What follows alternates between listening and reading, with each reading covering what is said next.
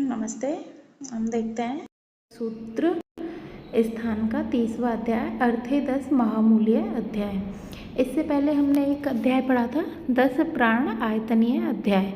तो उसमें क्या है, 10 प्राण आयतनों का वर्णन किया। उसमें से एक प्राण आयतन हृदय था, तो इसलिए इसके बाद जो चैप्टर है वो है अर्थे 10 महामूल्य अध्याय, जिसमें हृदय का वर्णन किया गया है। सबसे पहले देखते हैं श्लोक नंबर 3। अर्थे 10 महामूला समासक्ता महाफला महच्च अर्थश्च हृदय पर्याय उच्यते बुधय। तो यहाँ क्या हृदय का वर्णन किया है, अर्थ और महत्व, ये क्या है, हृदय के पर्याय बताए गए हैं। अर्थे 10 महामूला, अर्थे मतलब हृदय, हृदय से क्या है 10 महामूल वाली और महाफल वाली धमनियाँ निकल रही हैं, ठीक है। और हृदय महत्व च अर्थश्च हृदय पर्याय उच्यते, महत्व और अर्थ हृदय के पर्याय बताए गए हैं। नेक्स्ट देखते हैं हम, इसके विमर्श में मिलता है काश्यप संहिता में भी हृदयात् संप्रायन्ते शरणाम मात्रो 10 ऊर्ध्व चत्रस्यो द्वे त्रियक चत्रसो अधोवा सिरा। तो काश्यप संहिता में भी बताया गया कि हृदय से 10 सिराएँ निकलती हैं, वहाँ धमनियाँ कहा गया है, और काश्यप संहिता में क्या गया है, सिरा, जिनमें से 4 ऊर्ध्व होती हैं, 4 अधो होती हैं और 2 त्रियक होती हैं। फिर वेल संहिता में भी कहा गया है अर्थ इति हम हृदय तस्मिन् धमनियो 10, और वेल संहिता में क्या बताया गया है कि हृदय से 10 धमनियाँ निकलती हैं। काश्यप संहिता में 10 सिरा बताया गया है और वेल संहिता में 10 धमनियाँ। नेक्स्ट है हृदय की प्रधानता, कि हृदय को प्रधान क्यों बताया गया है। तो हृदय को प्रधान इसलिए बताया गया क्योंकि इसमें जो श्लोक है, श्लोक नंबर 4, षडंगम अंगम विज्ञानम इंद्रियाण अर्थ पंचकम आत्मा च सगुण चैतन्य चिंत्यम च हृदय संश्रितम। तो षडंग अंग, 6 अंगों से युक्त शरीर, विज्ञान इंद्रिय, इंद्रियार्थ पंचक, आत्मा, सगुण चैतन्य मतलब मन और मन के विषय, ये सब क्या रहते हैं, हृदय के आश्रित, इसलिए हृदय को प्रधान बताया गया है। नेक्स्ट श्लोक है श्लोक नंबर 5। इसमें हृदय की उपमा के लिए एक लाइन आई है, गोपान निस आगार कर्णिका केवार चिंतक है, ठीक है। इसका मतलब क्या है, ग्रह में मतलब कोई भी घर है उसमें स्तंभ लगे हुए हैं, तो जिस प्रकार आगर कर्णिका मतलब जो खंबा है धारण किए रहती है घर को, उसी प्रकार सड़ंग आदि की प्रतिष्ठा के लिए प्रधान रूप से हृदय को श्रेष्ठ मानते हैं। जैसे मन है उसका स्थान मॉडर्न में मस्तिष्क बताया गया है, वैसे ही वेल संहिता में वर्णन किया है शिरस तालु अंतर्गतम सर्वे इंद्रियम परम मन है। तो अगर ये लाइन आती है शिरस तालु अंतर्गतम सर्वे इंद्रियम परम मन है, तो ये कहाँ का रेफरेंस है, ये है वेल संहिता का। नेक्स्ट गोपानी सागार कर्णिका केवार चिंतक है, किसके लिए आया है, हृदय की उपमा के लिए। नेक्स्ट हम देखते हैं श्लोक नंबर 6, तस्य उपघातात् मूर्छायां भेदात् मरणम रक्षति यद्यति तत् स्पर्श विज्ञानम धारी तत् तत् संसृतम। मतलब जब हृदय पर उपघात होगा तो मूर्छा होगी, भेदन होगा तो मरण होगा, ठीक है। हृदय पर आघात पहुंचाने से मूर्छा और फट जाने से मृत्यु हो जाती है, क्योंकि स्पर्श का ज्ञान, आयु का ज्ञान, वह शरीर, ये सभी हृदय के ही आश्रित हैं। नेक्स्ट है तत्परस्य ओजस्य स्थानम तत्र चैतन्य संग्रह। श्लोक नंबर 7 में देखते हैं, तो तत्परस्य ओजस्य स्थानम तत्र चैतन्य संग्रह, जो हृदय है उसको परोज का स्थान बताया गया है और चैतन्य संग्रह का भी स्थान बताया गया है।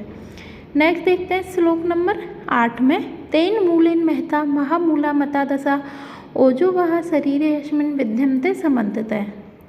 इसका मतलब क्या है कि जो 10 महामूल वाली धमनियाँ जो हृदय में लगी हुई है वो ही क्या करती हैं, वो ही ओज का वहन करती हैं, इसीलिए उन्हें ओजोवाह धमनी भी कहा जाता है।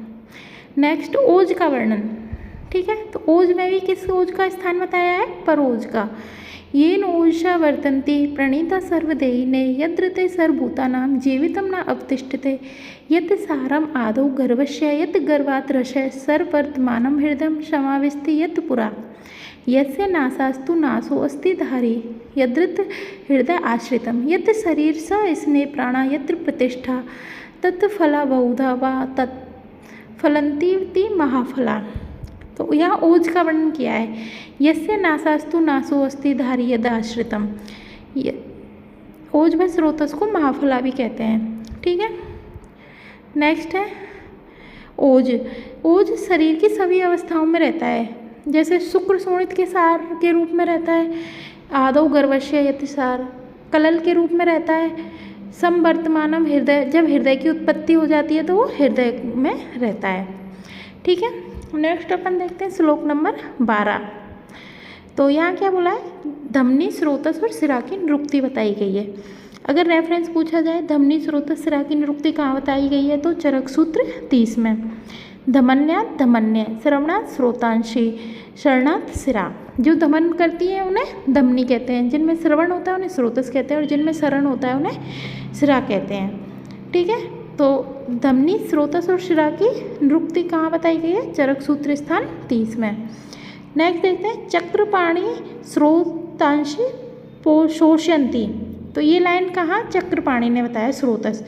वेल ने धमनी का विस्तृत वर्णन किया है, अपन ने पढ़ा था ना, वेल ने बताया था आगे, काश्यप ने सिरा का और शार्ंगधर ने नाड़ी का वर्णन किया है। ठीक है, नेक्स्ट है हृदय की रक्षा आवश्यक है। ठीक है, तो हृदय की रक्षा का उपाय क्या है, परिहार्य विशेषण मनसो दुख हेतु है। श्लोक नंबर 13 देखते हैं। तो ऐसे हेतुओं का परित्याग करना है जो मन को दुख पहुंचाते हैं। ठीक है, नेक्स्ट है प्राणवर्धन आदि में एक एक की प्रधानता। श्लोक नंबर 15। अथ खलु एकम प्राणवर्धनानाम उत्कृष्टम एकम, बलवर्धनानाम एकम, रंगणानाम एकम, नंदानाम एकम, हर्षणानाम एकम, अयनानाम इति। मतलब यहाँ के जो षडग्र है उसका उल्लेख कहाँ मिलता है, चरक सूत्र स्थान 30 में। तो यहाँ कुछ 6 करके चीज़ें बताइए, उनमें से एक चीज़ श्रेष्ठ होती है। जैसे नेक्स्ट लाइन में देखते हैं, तत्र अहिंसा प्राणीनाम प्राणवर्धनानाम उत्कृष्टम। जो अहिंसा है वो प्राणियों के प्राणवर्धन में उत्कृष्ट है। वीर्य बलवर्धनानाम, और जो वीर्य है वो बलवर्धन कारक वस्तुओं में। विद्या भ्रंगणानाम, भ्रंगण कारक में विद्या। इंद्रिय जयो नंदानाम, आनंद के लिए क्या है, इंद्रिय जय मतलब इंद्रियों पर विजय प्राप्ति। तत्व अवबोध है हर्षणानाम, और हर्षण वाली चीज़ों में तत्व अवबोध। ब्रह्मचर्य अयनानाम, और अयनों में ब्रह्मचर्य। ठीक है, इस तरीके से षडग्र का उल्लेख किया गया है चरक सूत्र 30 में। नेक्स्ट देखते हैं आयुर्वेद विद के क्या लक्षण है।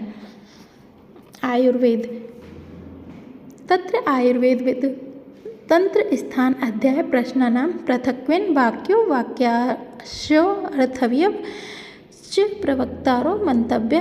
तत्र अह कथम तंत्रादीनि वाक्येषु वाक्य अर्थो अर्थव्यवश्चोक्तानि भवन्ति। ठीक है, तो आयुर्वेद का लक्षण क्या है, आयुर्वेद विद के अलग अलग वाक्यों द्वारा, वाक्यार्थों द्वारा और अर्थव्यवों द्वारा तंत्र स्थान अध्याय और प्रश्नों को जो कह सकता है उसको ही अपन को जो आयुर्वेद जानने वाला है या फिर आयुर्वेद विद के लक्षण समझना चाहिए। ठीक है, नेक्स्ट है वाक्य का विवरण। वाक्य क्या आता है, तो तंत्रम आर्ष कात्र शरणेन, ठीक है, यथोच्च मानव वाक्येषु अभियुक्तम। मतलब जो आप ऋषियों ने कह दिया उसको उसी रूप में अध्ययन करना है, तो वो क्या हो गया, वाक्य।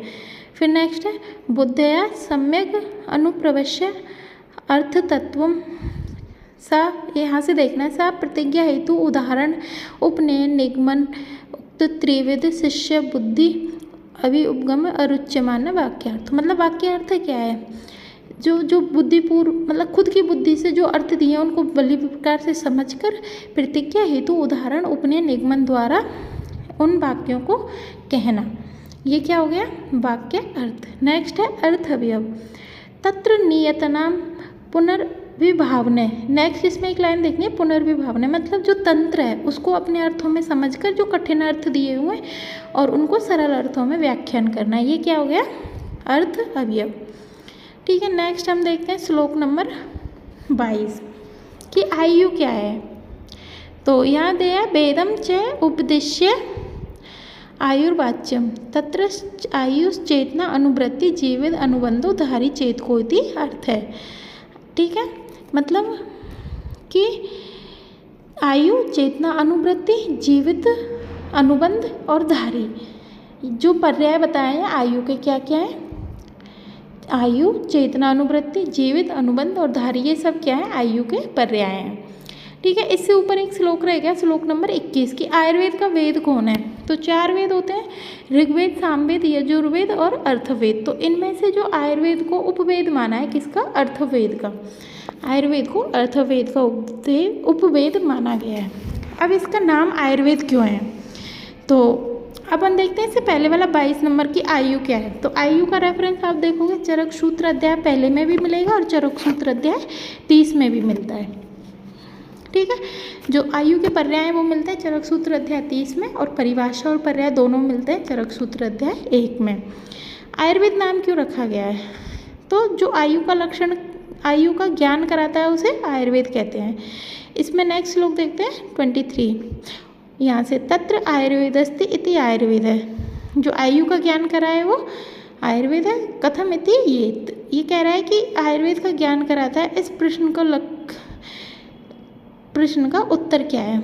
उच्चते स्वलक्षण, सुख आयु तो असुख आयु तो हित अहित, प्रमाण अप्रमाणश, यतश्च आयुष्य अनायुषण च द्रव्य गुण कर्म वेद्य तो अपि आयुर्वेद है। मतलब आयुर्वेद आयु का ज्ञान किस प्रकार करता है, इस प्रश्न का उत्तर है कि वह अपने लक्षणों द्वारा सुख असुख, हित अहित, प्रमाण अप्रमाण द्वारा आयु का उपदेश करता है, क्योंकि इस आयुर्वेद शास्त्र के द्वारा ही आयुष्य अनायुष्य द्रव्य गुणकर्म का ज्ञान होता है, इसीलिए इसे आयुर्वेद कहा गया है। ठीक है, नेक्स्ट अपन देखते हैं कि इसमें बताया सुखायु हितायु के लक्षण। तो रेफरेंस पूछा जाए हितायु, सुखायु, असुखायु, इनका वर्णन